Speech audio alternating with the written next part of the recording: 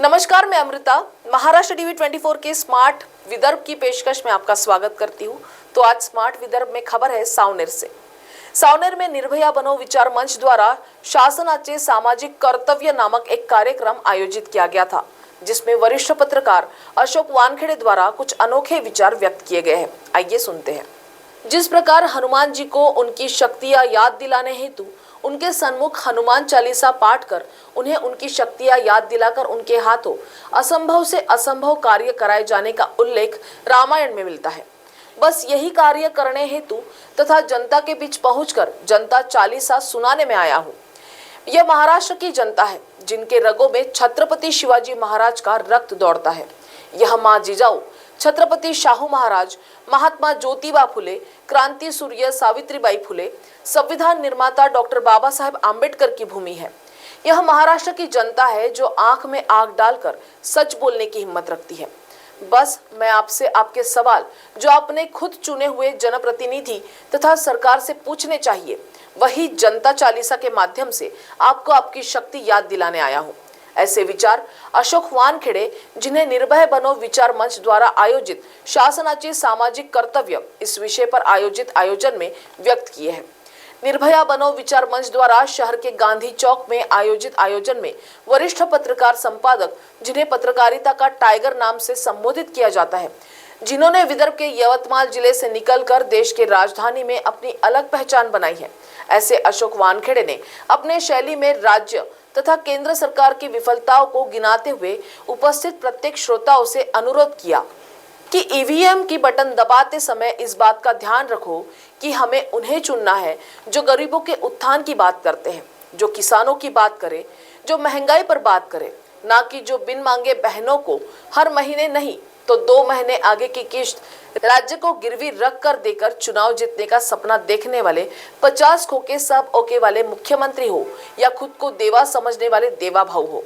केंद्र और महाराष्ट्र की सरकारें युवाओं को रोजगार दिलाने में विफल हो रही है। ये अदानी अंबानी की सरकारें हैं और महाराष्ट्र राज्य में 3 पहिए वाली सरकार है। और क्यों ना हो, राज्य के मुख्यमंत्री एकनाथ शिंदे खुद ऑटो चालक ही थे और इनके इस ऑटो में बैठे अमित शाह महाराष्ट्र की सभी बड़ी योजनाएं गुजरात ले जा रहे हैं।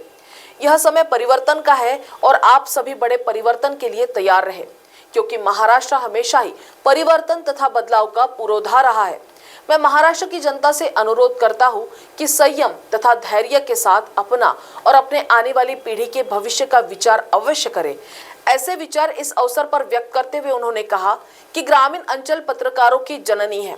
पत्रकार वही है जो आम जनताओं के सवालों पर लिखे, सत्ताधारी तथा अधिकारियों की आंखों में आंखें डालकर निर्भयता से सवाल जवाब कर जनता को न्याय दिलाने का कार्य करे। चाटुकारिता को पत्रकारिता नहीं कहा जा सकता। देश में सच्चे पत्रकारों के हालात काफी चिंतनीय है। उसे अपनी कलम से बदलने की शक्ति रखने वाला ही असली पत्रकार होता है। ऐसे विचार इस अवसर पर व्यक्त किए गए हैं। इस अवसर पर निर्भया बनो विचार मंच के संस्थापक प्राध्यापक साहेबराव विरखरे, विनोद जैन, शंकरराव आगलावे, प्राध्यापक बर्डे प्रमुखता से उपस्थित थे। वहीं दुर्गा उत्सव के आयोजन हेतु शहर पहुंचे क्षेत्र के पूर्व विधायक तथा राज्य के पूर्व मंत्री सुनील केदार ने आम श्रोताओं के साथ बैठकर वरिष्ठ पत्रकार अशोक वानखेड़े के विचार गौर से सुने। यह विशेष आयोजन का संचालन किशोर ढूंढेले ने किया। वही आयोजन के सफलतार्थ युवा समाज सेवी मनोज बसवार, अश्विन कारोकार, श्रीजय देशमुख, चंदू कामदार, अजय महाजन, रुपेश कमाले आदि ने परिश्रम लिया। गाडी जात नाही, ग्रामीण क्षेत्रात आलेलो आहे। बोलवय आमचं गाव आहे। पुढे सैनिक शाळेत शिकून इंदोरला मी पत्रकारितेला सुरुवात केली आणि आता दिल्लीला 30 वर्षापासून स्थायिक आहे। हे याचं मी दुर्भाग्य मानतो पत्रकारितेचं, की कोणी पत्रकार जर पत्रकारिता करत असेल तर तो सेलिब्रिटी होतो या देशात। हे पत्रकारितेचं दुर्भाग्य। मी जे करतोय ते काहीही एक्स्ट्रा करत नाही। जे पत्रकाराला करायला हवं तेच करतो। पत्रकाराला जनतेच्या वेदनांना शब्द द्यायचे असतात, समस्या उठवायच्या असतात आणि जो कोणी सत्तेत असो त्याला प्रश्न विचारायचे असतात। हे पत्रकाराचं काम असतं। कोणी चांगलं काम करत असेल समाजाचं त्याला हायलाइट करून त्याला एक रोल मॉडेल समाजासमोर सादर करण्याचा प्रयत्न आपण करतो. महाराष्ट्र टीवी 24 के लिए संवाददाता किशोर ढूंढेले, सावनेर.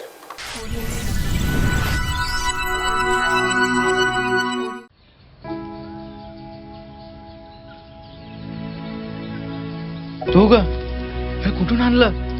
आणला. साडी पण वाह, छान दिसतेय की. हो, सरकारनं 1500 रुपये चालू केले दर महिन्याला. आणि लय दिसायची इच्छा होती म्हणून हा सदरा आणि ही साडी घेतली.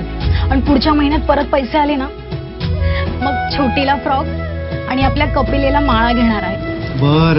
राज्यातील भगिनींच्या सन्मानार्थ महाराष्ट्र शासनाची मुख्यमंत्री माझी लाडकी बहीण योजना महाराष्ट्रातील प्रत्येक पात्र महिलेच्या बँक खात्यात दर महिना 1500 रुपये जमा होणार.